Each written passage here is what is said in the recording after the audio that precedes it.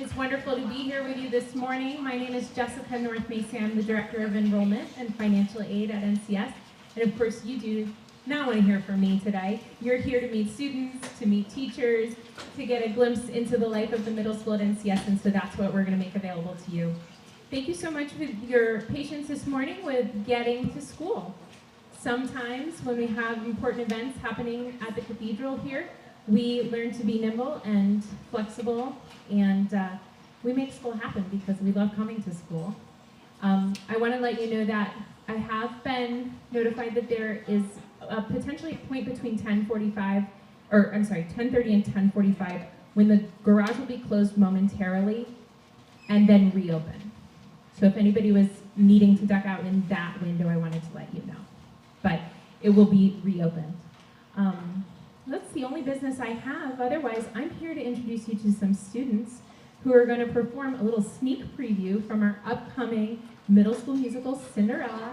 I have Winnie and Lydia here, supported by their amazing teachers, Ms. McRae and Mr. Fry. So Winnie and Lydia, come on and join us. Thank you so much for being here. Okay, hi guys. We're in the middle school musical Cinderella Enchanted Edition. We have Ms. McRae here to tell you a bit about the show. So our show is opening on December 6 and 7. 6 and 7. And we are performing, or the students are performing, the version of Cinderella Enchanted. So it's a remake on the classic of Rodgers and Hammerstein, blended with the 1997 movie version that featured Whitney Houston and Brandy.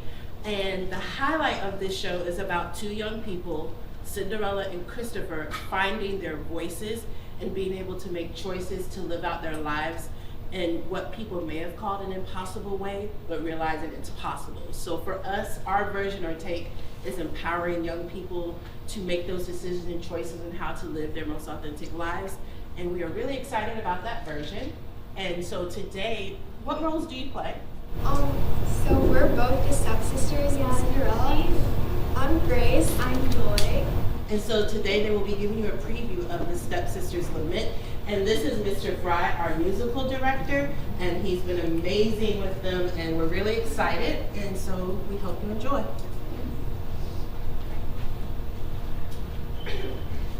All right, here we go.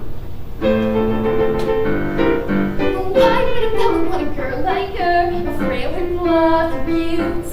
Why can't a fellow ever once prefer a solid girl like me? She's a very little bubble, with a funny kind of charm, and with very little trouble, I can break her little arm. Oh, why would a fellow want a girl like her, so obviously unusual? Why can't a fellow ever once prefer a usual girl like me?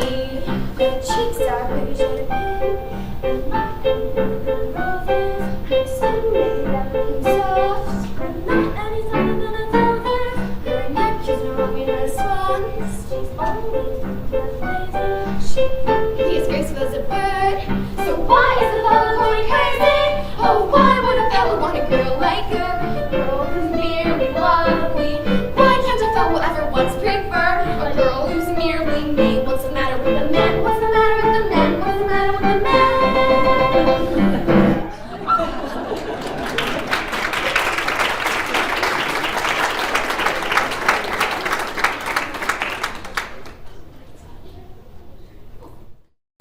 Outstanding. Thank you so much. And Dr. Scully is here. Dr. Eleanor Scully is here to share a few words. Thank you.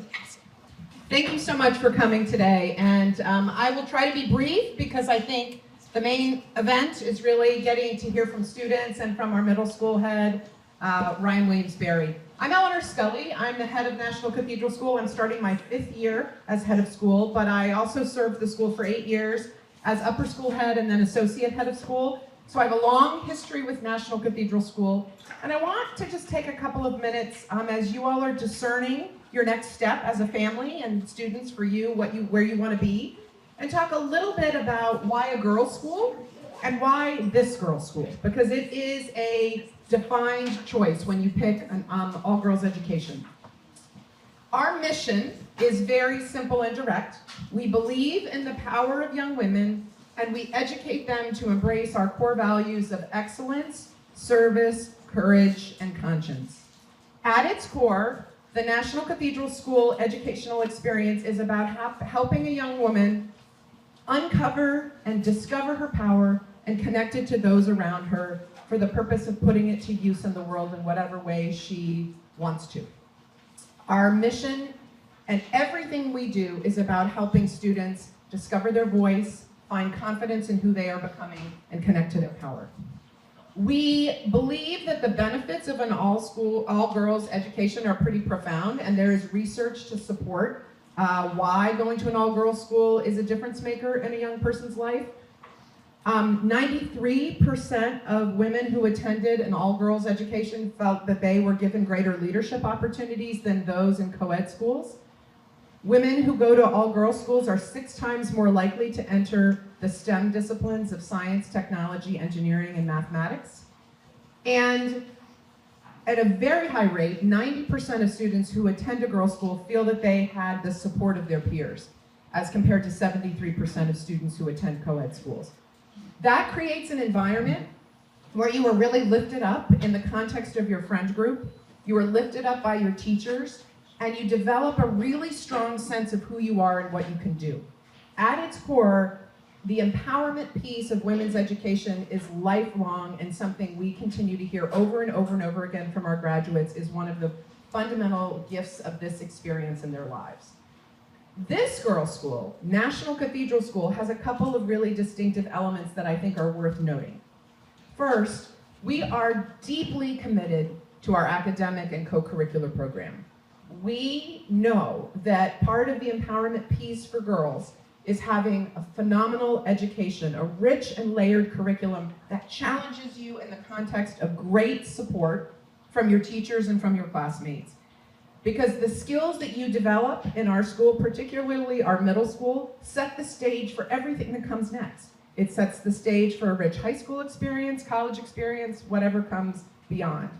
We hear over and over again from our graduates that NCS was actually the single most important intellectual experience of their entire academic career, because it's where they developed the skills that gave them the ability to encounter any kind of learning context and feel like they could do it.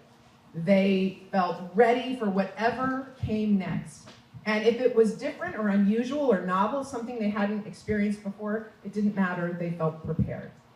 Our teachers get to know students really well. It's a deeply relational model of instruction where teachers know who you are and how you learn, what your personality is like, what your sense of humor is like. And your classmates, your friends, invest deeply in your learning.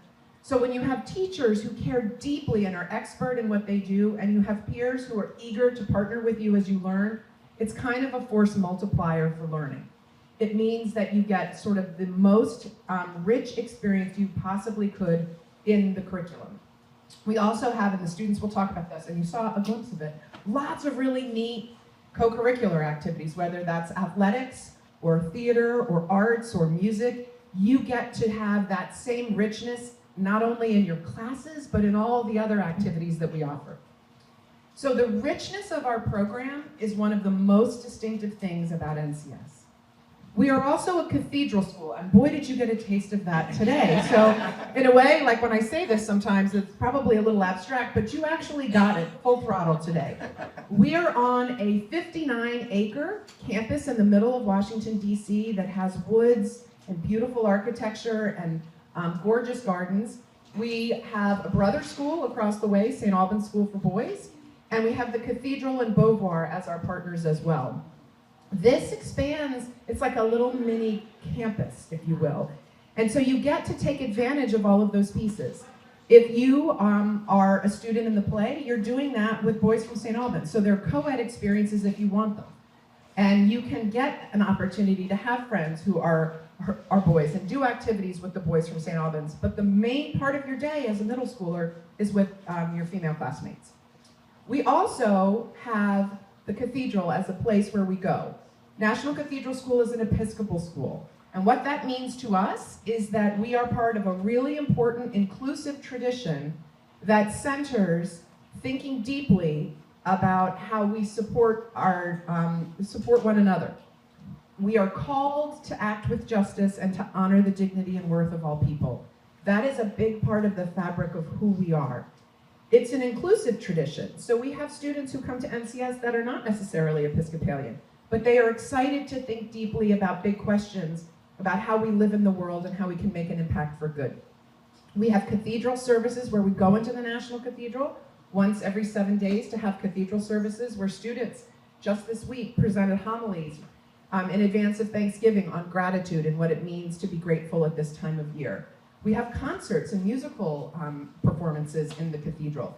It is an anchor for us because it grounds us in this sense that ethical leadership is an important part of how we grow and move through the world. We have a Center for Ethical Leadership and Service where we think deeply about what it means to become a leader, to make a difference, to give back, to use your skills on things that you're passionate about in the area of service or clubs and activities that allow you to exhibit those kinds of talents and capacities. It's a very special place. Our work in diversity, equity, and inclusion emanates from our identity as an Episcopal school and is driven throughout everything we do, both in our Center for Ethical Leadership and Service, but in classrooms and in the kinds of ways we build up and support one another in community.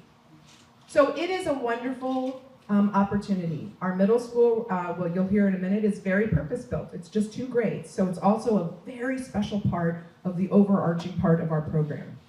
We recognize that this is a really important decision that you're making as students, and so we've put together a program this morning where we hope you can hear directly from students and from teachers and staff members who can give you a little bit of a look behind the curtains. What I would say, though, is that the gift of coming to NCS in middle school is really powerful. It gives you an opportunity to settle in and get a jump on your learning so that when you go into upper school and beyond, you're really prepared for what comes next. And you're rooted in a community that's going to cheer for you and root for you, and you get an opportunity to take advantage of all the richness of what we have at the school. So thank you for thinking about this. I'm going to pass it over to Ryan Williams-Barry, who will tell you a little bit about what's different and unique about middle school, and then you'll have a chance to hear from these amazing students who I know will give you a great sense of what the place is like. So thank you for being here, and let us know how we can help you. Thank you so much, Eleanor. I am Ryan Williams-Barry, and this is my second year as head of the middle school. Much like Eleanor, I was here for 13 years, and I came back to NCS. And whenever I tell people that I work in a middle school, you often get that look of, oh, middle school. And that is not what middle school is like for me and for our students here at NCS. I think one of the things that I'm so excited for you to have time with Fallon and Mary Lindley and Mackenzie, because I think what you will see here in our middle school, as Eleanor talked about, we are really thoughtful that these are critical and important moments in a child's development, both socially, emotionally, academically, physically. This is the greatest stage of development for children since they were at 2 or 3 years old. And I have a 3-year-old, so I know what that looks like. This is the greatest growth that is happening. And we recognize and understand and are experts in middle school. Many of our faculty have been in the middle school world for many years, specializing in 7th and 8th grade. And our advisory program is one that is quite unique as well, where students remain with their advisor for 7th and 8th grade. And we see that as really an opportunity because we're trying to build independent thinkers so that they can go out in the world and take on all these different things that you heard Eleanor talk about. And the idea is that as advisors, we are doing some high-touch coaching with them constantly. And I think the greatest way I can explain this is through my own work with my advisory. And as I sat with my advisees, who are now 8th graders, I couldn't help but sort of tear up, to be honest with you, as I watched them lead their conferences. They had taken time to think about their growths, what they needed to work on, where they were doing well. And I think one of the things that a couple of my advisees talked about was what it was like to land in middle school, where they were still learning and developing really important skills and thinking about how they learn best how they connect with friends, how they manage conflict, how they navigate all these different pieces of their own development. But they were standing there at the top of their 8th grade year in such a different place. Each of them, I had one who had told me before that she had never liked sports at all and had never had any interest in it in 7th grade.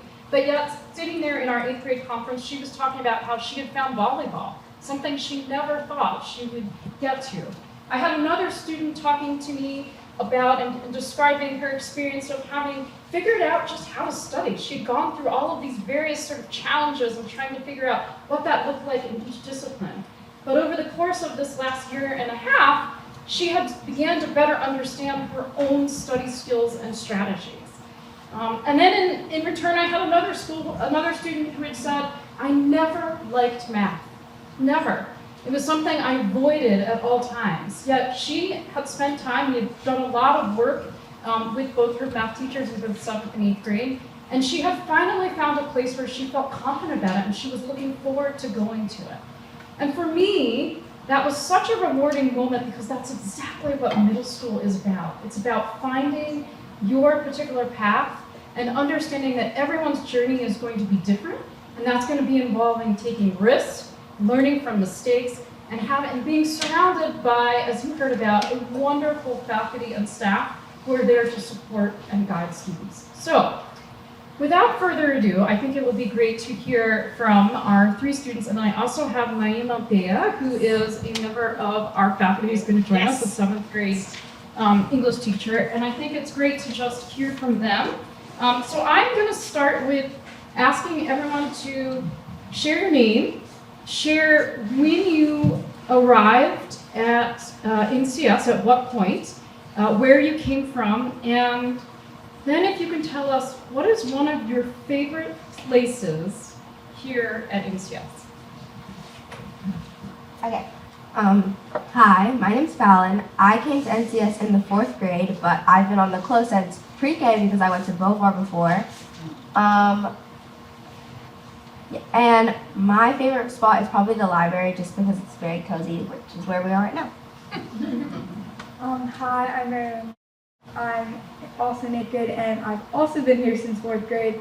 But before I lived on Capitol Hill, so I went to St. Peter's School. And my favorite spot would probably be the middle school commons because you kind of get to hang out with friends, and it's just like, it's like a great kind of environment. Hi, my name is Mackenzie. I came to National Cathedral School in 6th grade before I was at Montgomery County Public School, Chevy Chase Elementary School. And my favorite part of NCS, I was going to say the commons, but I feel like I should say something else. I really like our religion classroom because there's a couch and it gets pretty popular after lunch, like people just hang out there. Good morning. My name is Naima Bea, and I have been a part of the NCS community for 5 years now. I came to NCS by way of Princeton, New Jersey, so a few miles away. In Princeton, I taught at another all-girls school not far from Princeton University. I have been teaching for over 25 years now, and I've had the pleasure and honor of teaching early childhood and elementary education and middle school and high school and even reading and writing to adults. And I have to say that my passion lies in middle school. When I was a middle school student, I loved reading and writing. I always had a book in my hand, and in the other hand, I carried a pen. So whenever I had the urge to write, I could. It's my goal to foster that same love for reading and writing in my students. And so I have to say that my favorite place on campus is my classroom, because that is where the magic happens. My second most favorite place is the cafeteria, because I'm a foodie, and the food is delicious. Brings me lots of joy. Maybe if our students could tell us about some of the classes that you're currently taking. Okay, so in our fall trimester, I was taking art, and then you can also choose an elective for like your kind of performing art. And I'm doing my chapel guild in the cathedral, back to where our classes kind of integrate with the cathedral, and it's basically where you ring the tower bells. I am doing public speaking for my performing arts with Miss Berry. Basically, where you learn how to speak confidently and kind of give better speeches and improve your writing. For my performing arts, I am in chorus, and that is joint with STA, the all-boys school. And they're just saying have a lot of fun. And my favorite part of that are the concerts, because it's sort of a different way of looking at the school, because they're typically at night, and also so it's really beautiful seeing the cathedral at night and just being there under like different circumstances, and also sometimes we sing with other schools, which is really fun. I want to start taking some questions, and I can also throw in other questions that I have, but other questions that you have that you'd like to get answered.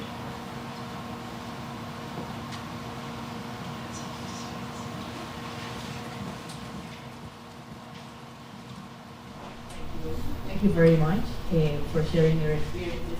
I have a question that relates to the transition from a co-ed school to a girls-only. And what do you think are the benefits and strengths of being in a girls-only environment for a middle school? So a question around sort of what the transition was like for any of you that, all of you, right, transitioned from co-ed schools. For me, I was at a co-ed school my whole life before NCS, and so I thought I was a little nervous, like, because I thought it was totally different, like, literally genders are different, but so I was really nervous going into NCS. I think that was one of my biggest fears, but I noticed that when I came after a couple months into NCS, I really noticed that didn't really affect me, and I thought that I was really able to, I think Dr. Scully mentioned this, I was given more chances than I think I was at my old school, and believe it or not, I felt a lot less competition with my peers, and I just felt like safer, less like worries, and I was able to create greater and like closer bonds with my classmates, because it also is a smaller grade, so that was, I think I really did enjoy that transition.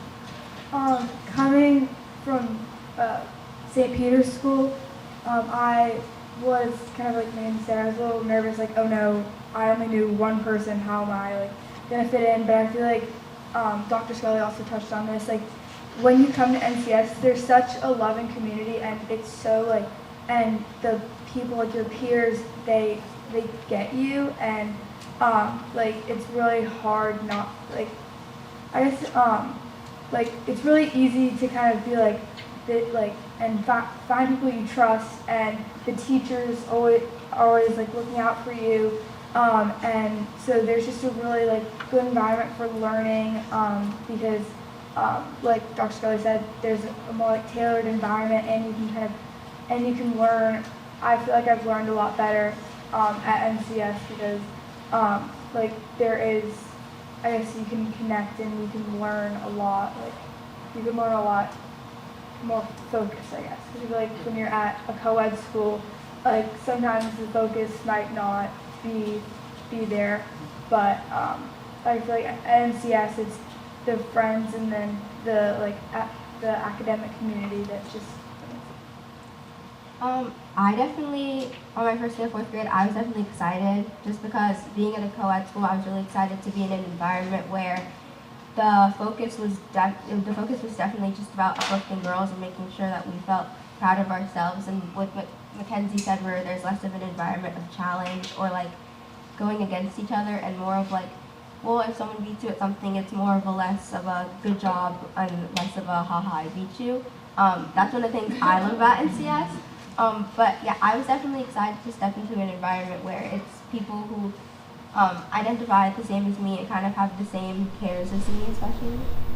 Is there anybody else that has a question there? Why did you guys choose NCS? What? So why did you choose NCS? Well, I definitely already said this, but definitely because it's an all-girls school, and it's just a school where like it fosters around things that I particularly care about, like women's education and like women empowerment, stuff like that is a really important thing to me. So coming to an all-girls school was something that felt very like empowering to me, and definitely because when I was touring, kind of, I felt like how much the teachers really loved doing what they do, especially how Ms. Bea was talking about how middle school is her favorite part. I feel like all of the teachers here really love the department that they're in and what they're working in. You can really just see how much the teachers love their work. Sorry. So the question is, why NCS? I just really loved the environment at NCS, and I loved how there were, how everyone greeted you with the kind face, even though I toured during COVID. And like everyone we met was just like, oh, like this is such a great school and it's a beautiful campus.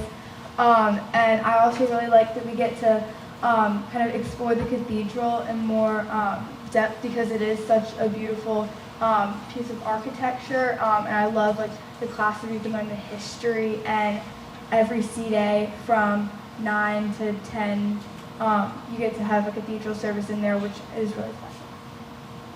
I chose NCS firstly because I have an older sister who graduated in 2023, and I have a sister currently in 12th grade. So I think I was given a better sort of insight, like how you guys are now. I was able to just learn about it a bit more.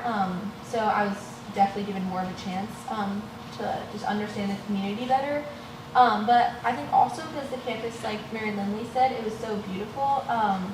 And I really noticed how there was, like, rather than this school focusing on just one thing, like arts, maybe music, things like that, it was really equal. So I think knowing that, I knew that there would be a place for me. I'm really into studio art. But I also knew that because this school wasn't so focused on X, wasn't so focused on Y, blah, blah, blah, it would be a diverse group of people. I would be able to meet with people who have different interests than me, and it was just a lot different from my other schools. So I was wanting something like really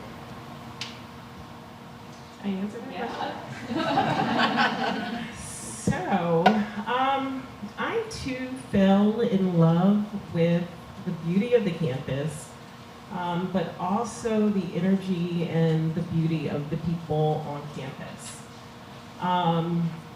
As soon as I met the students and adults here, I knew that this was the place for me. This was going to be the next step in my, teaching career. And so I guess it was an equal exchange. NCS chose me and I too chose them.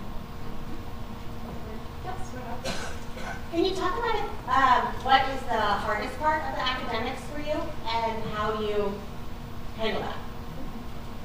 I would probably say the hardest part is maybe the pace. I think the school moves pretty quickly, but I think teachers make it really manageable. I think teachers always check in and are like consistently making sure we're on the same page. And I think teachers definitely provide a lot of chances to meet with them in case you feel like maybe you're falling behind, you're having some troubles. And I think teachers just give us a lot of opportunities to communicate with them, to really make sure our voices are heard, and there's a change made in class to help adapt to our maybe issues and problems we're facing. So I think definitely how communicative our teachers are with us helps a lot. I'd say the hardest part would probably be like figuring out a way to like time management.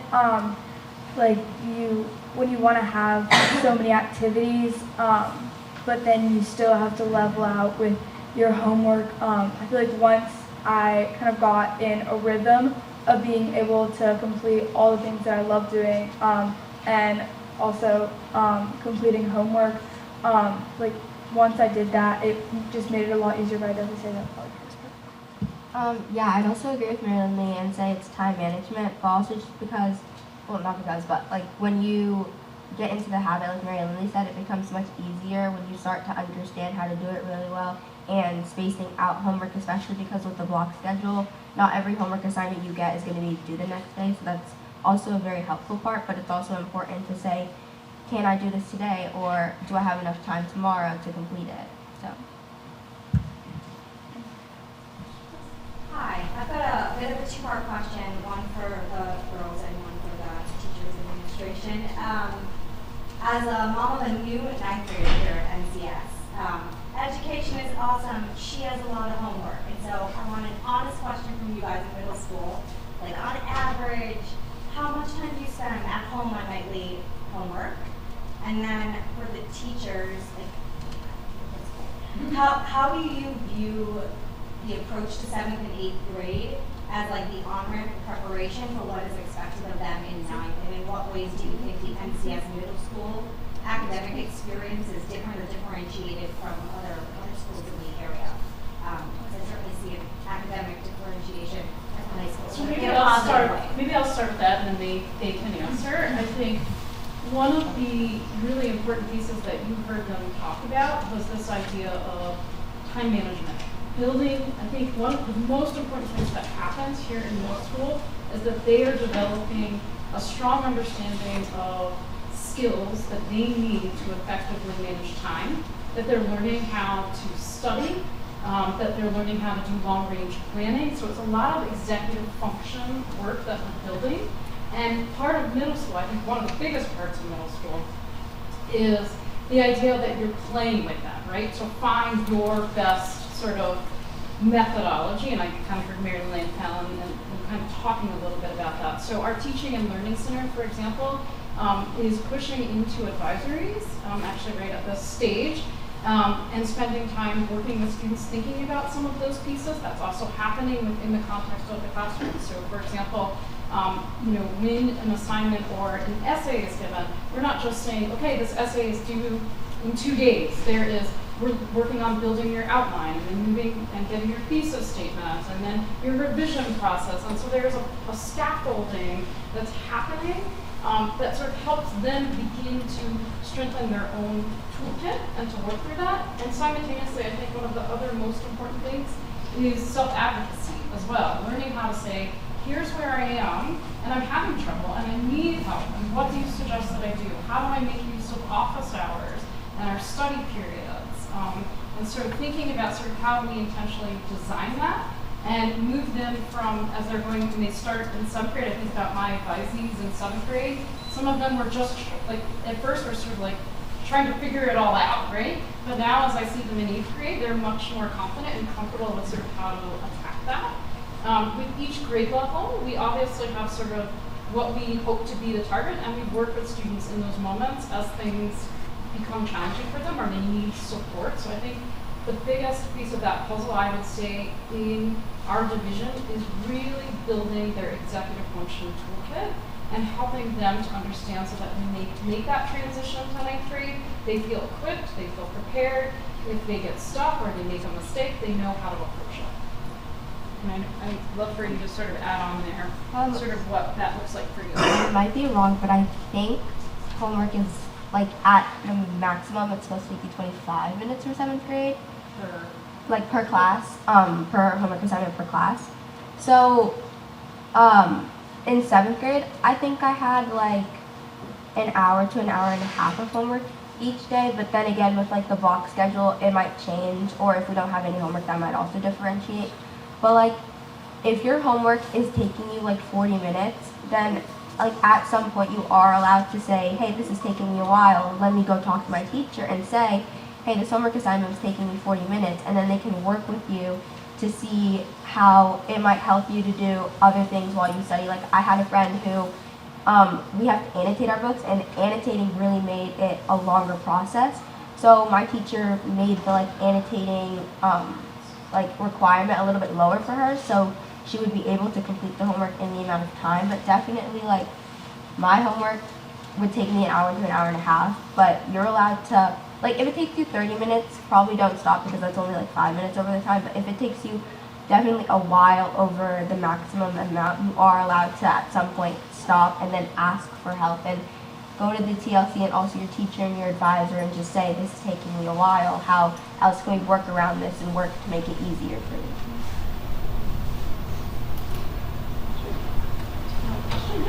Earlier, you talked a little bit about the block schedule.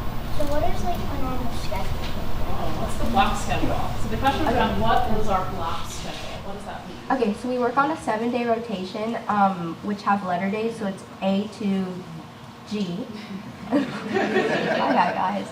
It's A to G, and then, so every day it kind of switches. So on A days you have 5 periods, so 1 to 5, and then B days you have 6 to 4 because you're, no, 6 to 3, because your performing arts block is kind of plugged into that. So most days you will have 4 periods, and then 2 out of the 7 days you'll have 5 periods, but on no day will you have every single class, which I really like, especially because I feel like it's really helpful to not have to do every single class and work on every class every day. And then at the end of the days you have sports, which is my favorite part about middle school, is that the sports is integrated into the schedule.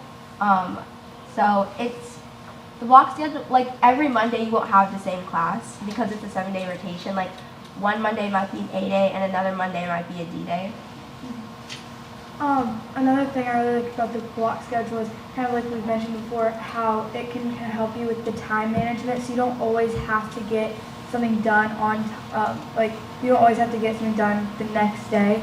So you can also work that into your schedules to say, oh, if I have a lot of activities this day and I only have like 45 minutes to get homework done, I know people that get their homework done in 45 minutes, and sometimes if they have extra things, they'll either do it in the morning or they'll wait for the next day for after school. And I really think that the block schedule really helps because the way, I know we're doing a schedule renovation, I guess, but I like that. the way that we have breaks in between our first and second periods, of our second and third periods of the day. So it'll either be office hours or morning meeting, and then at the end of the day, we'll either have office hours or homeroom, or advisories, where you can meet with your advisor, and it's just and I really like my advisor. The Chinese teacher, she's amazing, and it's just really fun to kind of and then on B days we have study hall, so it's easier to kind of get your homework done, and I especially like it when B days are on a Friday, so you can go into the weekend being like, I got no homework. Yeah, that's definitely my favorite part of our block schedule. And also, I think it's most helpful, besides all that study hall and those sort of chances to knock out our homework, is that it makes the week go by way quicker. I noticed at my old school it was just the same every single day, and it got really tiring. And so not every Monday is going to be an A day. It'll range from all the different days. So I think that really gives me a lot more energy and the ability to keep coming to school every single day, and being able to do my best, because when we're in such strict routines and it's so order and it's just the same every single day, we all get tired out really easily, so it really helps us as students go through the whole week. Yeah. I have another question. For the block days, is there sometimes a class you have every single day, no matter what letter day or block day it is? They make sure that there's, I'm pretty sure, like, I'm pretty sure per 7-day rotation, each class drops twice. Yeah, so it's, Yeah. So you never have one class every single day.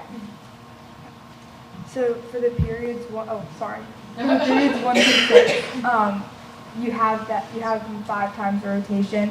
But then your performing arts, I think you have that 3 times the rotation. So with the way that the schedule currently works, you don't have one class.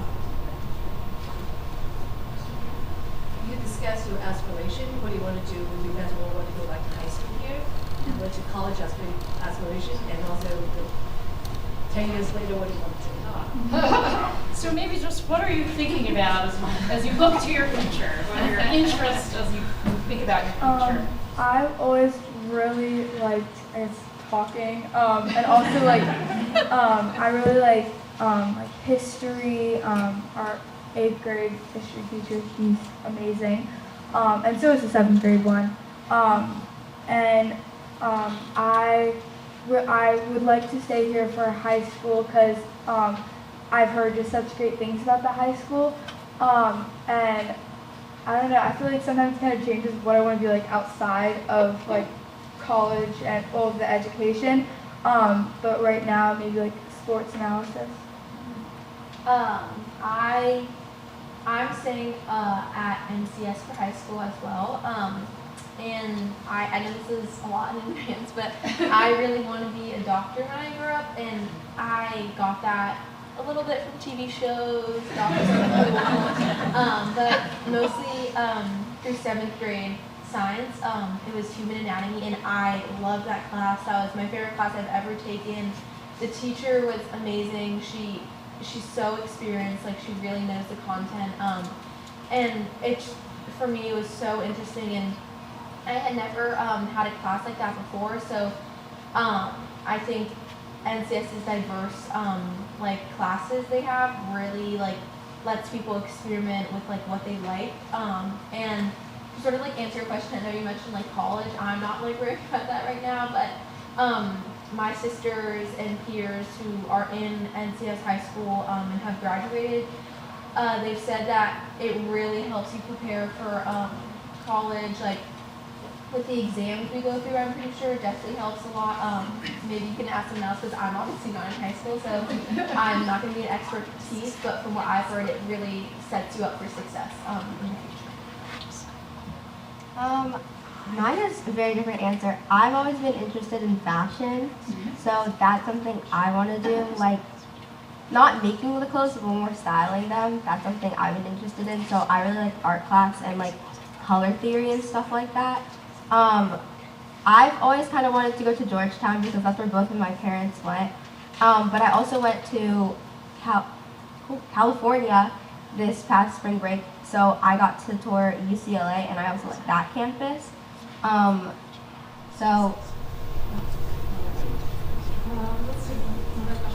Yes, I was wondering how you're dealing with kind of the pervasiveness of technology in young people's lives, and attending to that, a little bit of the expansion of AI in the local education. So there are kind of two things here. Students take a technology class as part of one of their trimester classes. So there's we do a lot of sort of work thinking about, and also in coupling that when you think about it in relation to our health and wellness classes. So you'll see that that's sort of where it falls in the curriculum. In addition, in terms of our use of technology, so there's the educational side of it and trying to make sure they understand those pieces, but then there's also sort of the practical, what does it look like on a daily basis. So students in the middle school are asked to put away their cell phones during the course of the day. We believe really strongly that this is a chance for them to connect and to engage in learning together. And then we do provide Chromebooks to students. And so they go through a process of training and learning how to use the Chromebooks and sort of their capabilities. You will find that not all of our work is done on Chromebooks. We still believe very strongly that a lot of the work does not need technology to make that happen. And I know that how our English department in particular feels about that. And so there's intentional work that we are doing in terms of supporting students in understanding sort of AI and that sort of thing. As you know, it's evolving, so it's something that we're constantly thinking about and understanding. Our Chromebooks is something that we just began this year, and as a part of that, one of the things that we do is that when students leave our institution, there are certain controls and things that carry with them as they go out into when they're at home as well. So that's something that we need to work on. That answers your question if there are other pieces of that. I think we could probably take maybe one more question. Does that sound about right before we head off? There's somebody new who wants a question. Go ahead, yes. How do you handle children coming from a language immersion program? And you mentioned your Chinese instructor before. I'm just curious to hear about how language and engaging internationally fits in your life. Talk about your language experiences and I also. Okay, we're still good? Okay. Okay. I take Spanish. I have never gone to an immersion school where like they speak two languages at the same time, but my mom does speak Spanish to me at home, and my grandma lives with us, who was born in Panama. So Spanish is like a big part of my life. I think in the upper school they do have trips where you can go to Spain and France as a part of the class, and I think they also have that for the Chinese class. I don't know if they have that for Latin, but also I didn't go, but a bunch of my friends went, where in the middle school they had this spring break trip to Costa Rica. Thank you. Costa Rica. And I know a bunch of my friends went there, which was really fun. And it was with the SDA boys as well. So piggybacking on we found the trips, I know there's a planned trip that's kind of like the Costa Rica trip, but going to China and teaching little kids how to speak English. And then we have a great language department, and that's also, and what I like about middle school is that you have the option to choose all those different languages. So if there is a language from an immersion school, may I ask you what language it is? Sorry. French. Yes, we have a really good French program, and the middle school French teacher, she's amazing. I take Spanish, but all the teachers, especially all the language teachers, they're in this one hallway, so we call that the language hallway, and they're always so like happy and like ready to learn. And like found out during your junior year, you can choose if you if you are qualified, you can choose to live abroad. I think you can go to Italy, France, or Spain, and yeah. So I also want to sort of add a little bit to what they're talking about. So we have students who come in with a variety, obviously, of language abilities and experiences, and so students, one of the things we'll work directly with students to think about what would be appropriate in terms of placement. As you also heard the students talk about, there is also an opportunity. We sometimes have students who come in who want to be able to explore another language during middle school, and then they come back, and then they go back to the language that they may be immersed in. So there's lots of different sort of models for how students do that when they intern, and I'd be happy to talk more extensively about that as well. And Mary Lindley was talking about a school year abroad program, which is a partner school that we have. I would say the other piece, especially as students move through middle school into upper school, is we're pretty fortunate to be in the neighborhood. There are a lot of local opportunities where we can partner with embassies and other sort of immersive experiences. So there is an international travel component that's episodically available in upper school, but then there are also moments of engagement, either by having guests come to the close or us taking advantage of things that are in our midst, that I think is really powerful. More questions? Yes.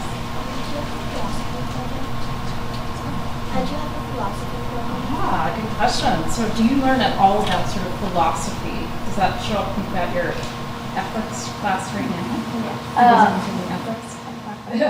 In 7th grade you take religion, and then in 8th grade you take ethics, and that's, I think, pretty much the whole premise of it.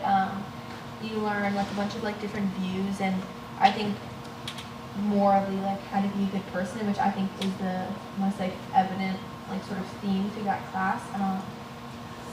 And yeah, also a little bit in history class sometimes, like 7th grade.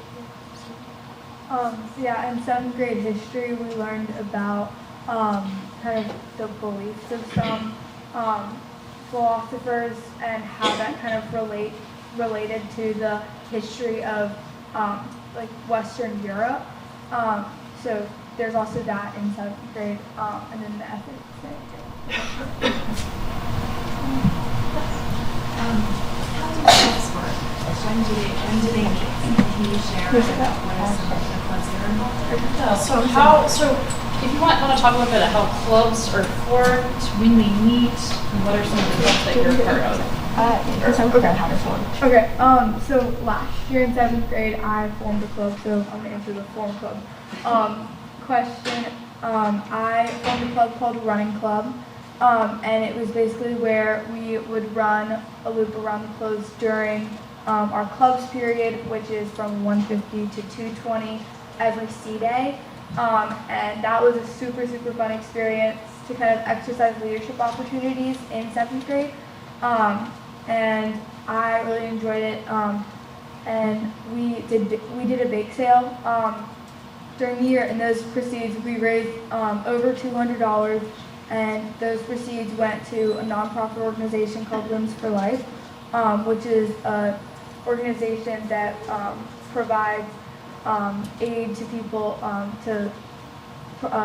people that need prosthetics, but that might not be able to afford them. So that was really fun. Last year I was in Running Club, which I was really happy with. This year, it was really fun. This year, me and Mackenzie are both in Little Buddies Club, which is kind of where we pair with the lower school, and we kind of do fun activities with them during their homeroom time. We haven't done anything yet, but I think we are planning to either before the Thanksgiving break or just a little bit after, which I'm really excited for because working with children that are younger than me is something I'm really passionate about. So I do love Little Buddies Club. In the beginning of the year, anyone is given the opportunity to propose their own club. It's a short process. You just have to propose it to, I believe, the head of 8th grade, Miss Lax. So you just propose it, and then you get a couple students to sign it. And yeah, it's a really accessible like opportunity, I guess, to create your own club. I think a lot of students have a lot of fun. Obviously. What type of sports do you do? Good question. What sports do you do? So in the fall, I do field hockey. Winter, I do PF, just personal fitness, so in the weight room. And then in the spring, I do lacrosse. In the fall, I did tennis. Currently in the winter, I do squash. And then in the spring, I'm doing track. And I'm gonna say something. In the fall, I did soccer. This season, I'm doing basketball, and next season, I'm doing track. And one thing I love about sports is that there are so many different opportunities. You can be really good at a sport, or you probably have never tried a sport. Like I had never tried squash before, and now I'm doing it for the 2nd year, and I love it. It's so much fun. And I love that NCS just gives you the opportunity to try a sport, and if you're not that good, it's okay. And like I am not that good, but like the community uplifts you, and they're like, this is like you're great for stepping out of your comfort zone, trying something new, which is really positive. Also in middle school, almost everyone, or like at least like probably 50% of the grade is new. It's not just like in sports, like in the athletics, but everyone is new. Everyone is trying something new. It's really a place of like trial and error. You can really find like what you like to do, what works for you. And I think that's on the sports field one of the most like clear ways that really shows up. So last year I tried field hockey for the first time, and I had so much fun with it, and now I'm doing a little club team outside of school, so they really helped me find something I like. I think we can do one more? Is that good? Okay, yeah, we can take one more. Go ahead. How big are the class sizes? Class sizes. Okay, so in a grade we have 66 people, and yeah, and then each class there's either like 14 to 18 people, and normally there are like normally there are different types of there are 4 different sections of classes, so that kind of help you with your